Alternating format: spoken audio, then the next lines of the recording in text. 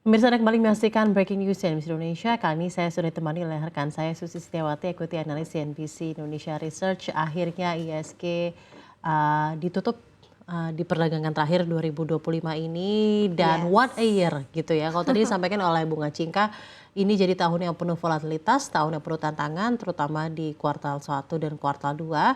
Namun akhirnya dengan segala perjuangan yang terjadi gitu ya yang dilalui oleh ISG semester 2 atau kuartal 3 kuartal 4 berhasil menembus all time high sebanyak 24 kali. Saya ingat sekali Susi ketika kita memulai perdagangan di awal tahun 2025 dan ketika saya bertanya kepada Susi, kepada manajer investasi, mungkin analis research lainnya di CNBC Indonesia. Kadang-kadang suka bertanya pergerakan ISG secara long term begitu ya. Kira-kira ISG akan ditutup di posisi apa? Apalagi kalau kita melihat di kuartal 1 tuh begitu suram gitu ya rasanya. Iya, apalagi Februari. Apalagi Februari, Sampai Januari efek 12%. tidak ada, Februari turun, lalu Maret juga masih belum menunjukkan tajinya. Nah, IHSG tutup di posisi 8.600 dengan penguatan tipis di 0,03%, namun secara keseluruhan sudah year to date menguat sebesar 22%. Bagaimana rangkumannya dari Susi, silahkan. Ya, sebenarnya sih waktu di kuartal 1 banyak yang agak sedikit pesimis gitu ya. Tapi beberapa masih optimis, ISG setidaknya tembus 8.500-an, 8.600. Dulu kalau nggak salah kita sempat mention 8.500-an, 8.600-an ya closing ya. Tapi ternyata dikasih lebih gitu ya. Bahkan Pak Purbaya juga sempat mention 9.000, cuma sayangnya belum kecapai. Tapi menurut saya sih bisa kecapai di kuartal 1 2026. Karena menurut saya untuk euforia saham-saham konglomerat ini masih lanjut mendekati MSCI di Februari nih, Ade. Jadi kan itu masih ada potensi. Kita tuh beberapa saham konglo itu akan dipush, akan berusaha masuk saat ini masuk di indeks MSCI di Februari. Makanya kalau teman-teman lihat pergerakan saham deretan konglo itu sangat signifikan sekali karena memang ada tujuannya. Nah, kalau kita recap di sepanjang tahun, sebenarnya ISG itu di sepanjang tahun ini merah itu cuma 2 kali loh. Februari di 11,8%, itu penurunan paling tajam ya di tahun ini, dan di bulan Juni 3,46%. Sisanya itu semua Bulan hijau. Juli itu kalau nggak salah sempat tembus 5.900 ya. Iya, yang di Ingat banget tuh saya. dan juga sempat trading halt di bulan April. Trading halt. Walaupun ada Trading halt trading tuh waktu itu inget banget saya waktu itu serangan Israel ke Syria apa-apa gitu. Iya, karena tiba-tiba sama langsung tarif, dana. sama Iya, tarif tambah tarif juga, resiprokal, tarif dari benar. Donald Trump. Nah, Benar. tapi anehnya di bulan April meskipun kita ada trading halt, itu kita masih hijau loh. Secara bulanan di bulan April itu masih naik 3,93%. Jadi tahun ini merahnya itu cuma 2, sisanya hijau. Paling tinggi itu di bulan Juli di 8,04%. Secara keseluruhan kita lewat 21,92%, bahkan ini lebih tinggi daripada yang dicapai 2017. 2017 kita juga sempat 20%-an, 20,14%. Dan itu melampaui tahun 2017. Jadi naik roller coasternya luar biasa Iya, gitu ya luar Susi biasa. ya. Tapi memang perlu dicatat tahun ini sebenarnya tantangannya banyak ya, mulai dari awal tahun kan Januari efek ya nggak terlalu ngaruh juga. Kemudian dari satu sisi kan awal tahun itu kan berlakunya PPN 12% untuk tarif barang mewah ya. Iya. Kemudian habis itu ada gejolak tarif dari Donald Trump yang Indonesia kena sampai 32%, tapi akhirnya sekarang negosiasi sampai 19%. Kemudian juga saat itu selain dari itu masih ada banyak-banyak perang ya antar negara. Tadi ada Rusia Ukraina juga masih lanjut, kemudian Israel juga masih lanjut. Kemudian kalau teman-teman lihat juga sebenarnya agak lumayan banyak sih sentimen itu, terutama di kuartal 1 mendekati kuartal 2. Tapi setelah itu, setelah menjelang di semester 2 terutama kuartal 3 itu sudah mulai bagus, karena waktu kemarin kalau teman-teman lihat kinerja ekonomi Indonesia di kuartal 2 itu kan tumbuhnya 5,12%. Meskipun di kuartal 3 sudah mulai turun tapi masih di atas 5%. Tapi kalau kita lihat beberapa emiten terutama konglomerat ini kan banyak sekali melakukan aksi korporasi, Ade. Jadi meskipun banyak sentimen negatif terutama dari internasional gitu ya, salah satunya kan kemarin ada kebijakan tarif tambahan juga 10% untuk negara-negara bridge gitu ya. Tapi ternyata nggak terlalu begitu ngaruh di semester 2 gitu.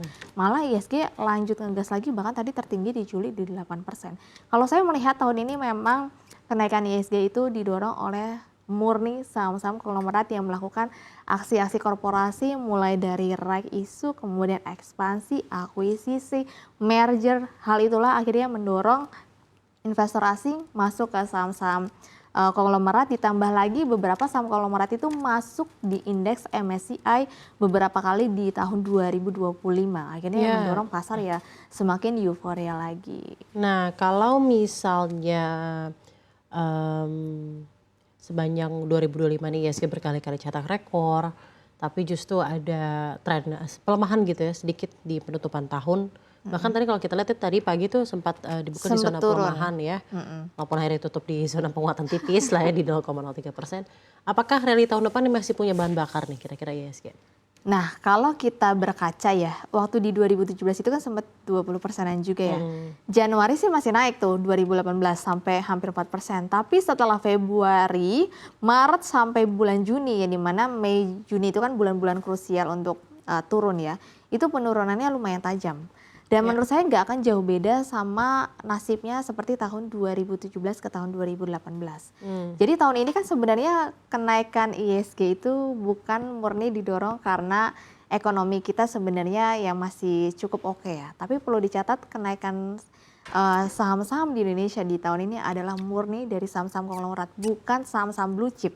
Biasanya kan penopang ISG itu adalah saham-saham blue chip yang punya market cap besar. Ini kompak. Saham-saham konglomerat mau yang market cap-nya kecil, menengah, kemudian market cap-nya besar, itu adalah penopang ISG yang sesungguhnya di tahun ini.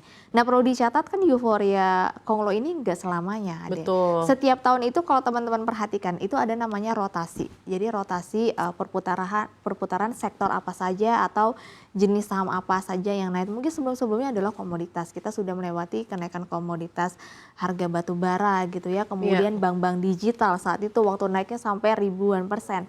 Nah, tahun ini itu adalah saham-saham konglomerat dan juga saham di komoditas emas. Tapi yang paling berpengaruh adalah saham-saham konglomerat karena beberapa saham emas juga memang dimiliki oleh saham-saham konglomerat.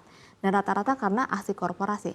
Nah, masalahnya kalau aksi korporasi ini sudah beres dilakukan, semua tujuannya sudah selesai dan tujuan last finalnya itu adalah masuk di indeks MSCI Februari.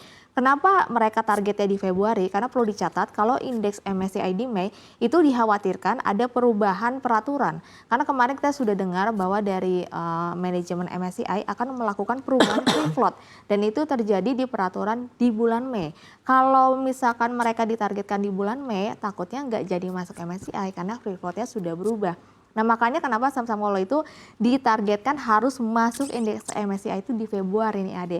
Makanya menurut saya harusnya pesta euforia itu mulai berakhir setelah saham-saham tersebut masuk indeks MSCI. Karena setelahnya nggak ada sentimen lagi yang menurut saya yang bisa menopang pergerakan saham di saat itu.